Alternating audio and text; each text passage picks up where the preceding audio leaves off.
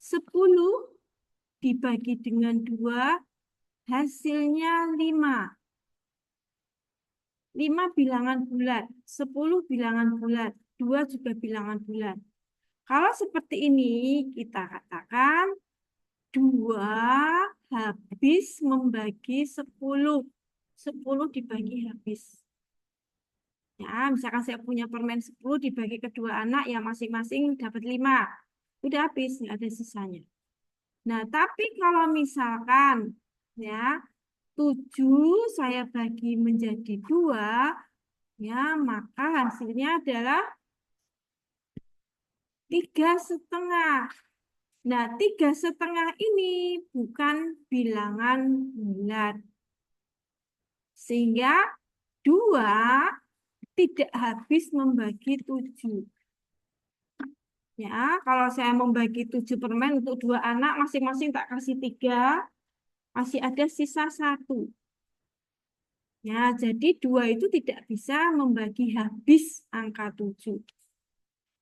Ya, oke, masih ada sisanya. Nah, sekarang sisa tadi ya itu kita bisa tampilkan dengan modulo gitu ya. Jadi seperti tadi kalau 7 saya bagi menjadi 2, hasilnya adalah 3,5.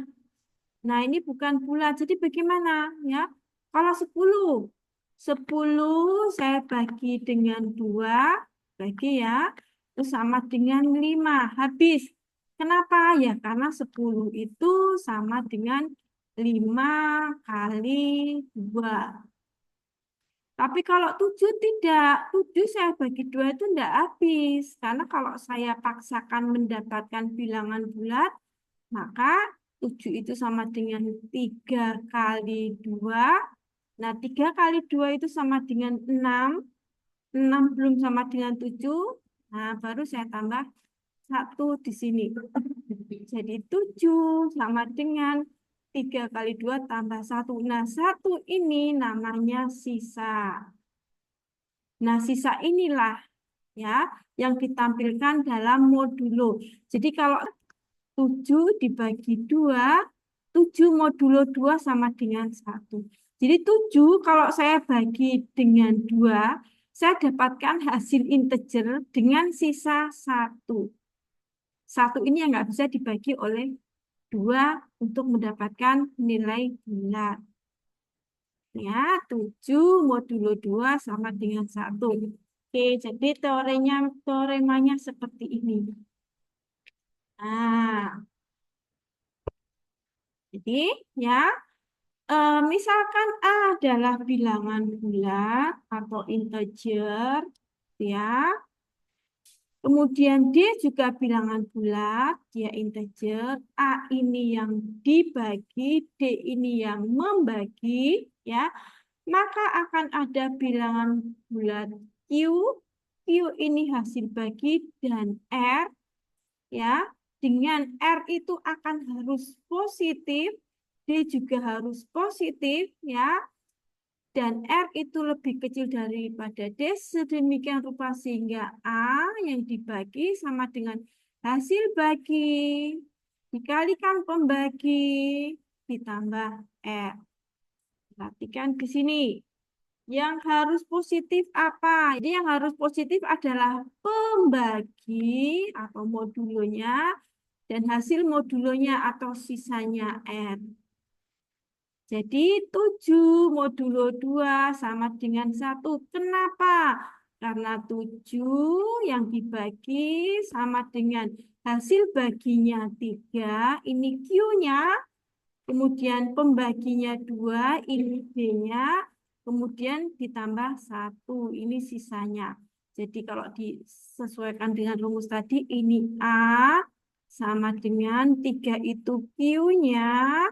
Boleh negatif, boleh positif. Gantung. Kemudian 2 ini pembaginya. 1 ini R-nya.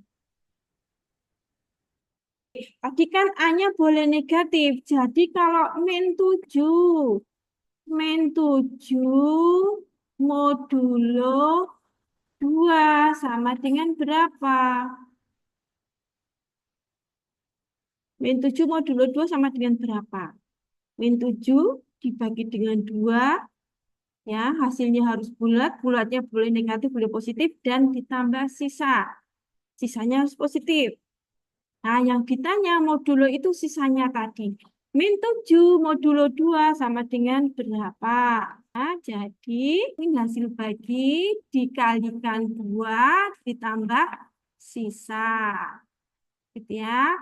Ya, min 4 Min kali 4. 2 itu min 8. Min 8 biar jadi min 7 ditambah 1. Jadi, nah, jadi ya ini di sini ya.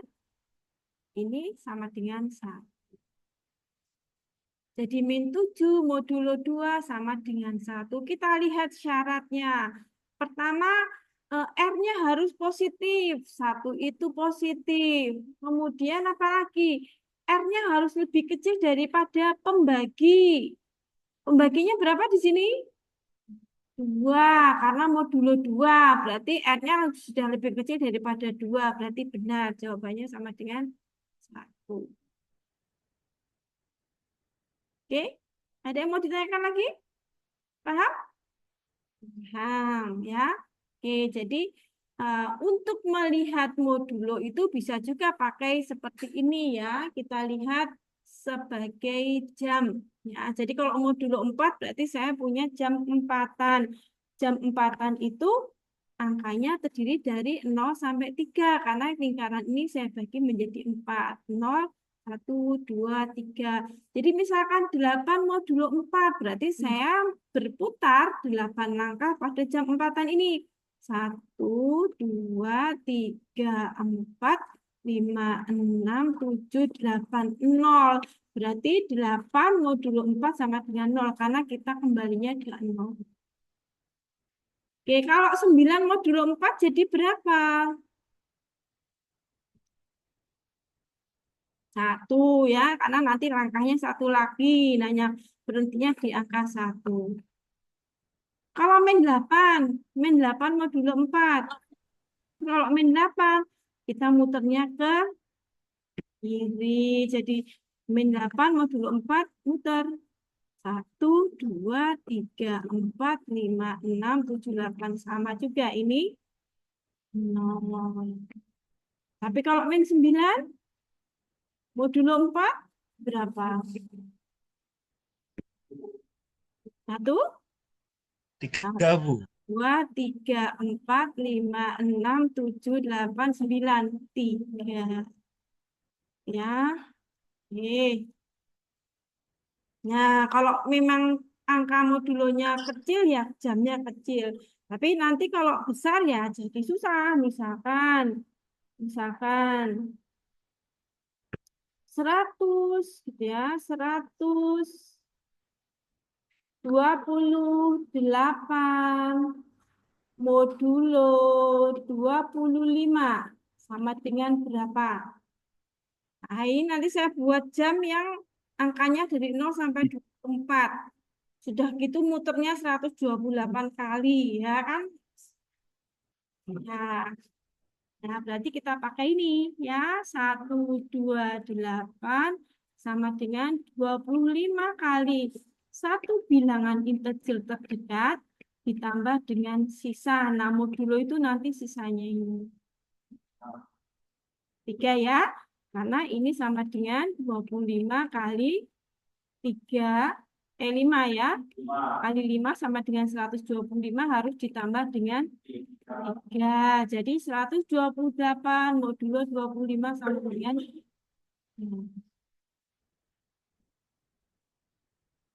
Oke. Oke, sampai di sini ditanyakan. Jadi sisa harus positif. Min 13 modulo 4 sama dengan berapa ya? Berarti min 13 sama dengan titik-titik kali 4 ditambah sisa. Perhatikan ya, berarti kita harus mengalihkan bilangan negatif di sini ya. Ya, karena kalau nggak negatif, kapan ketemu negatif min 13? Nah, jadi ini 4 saya kalikan min berapa yang paling dekat? Coba kalau min 3, coba dulu ya. Kalau min 3, maka min 3 kali 4 berapa? Min Min 12. Biar jadi min 13, jadi R-nya ini kan min 12. Nah, harus ditambah min 1. Nah, enggak boleh. Sisa enggak boleh min. Maka, oke, jangan saya pilih angka min 3 di situ.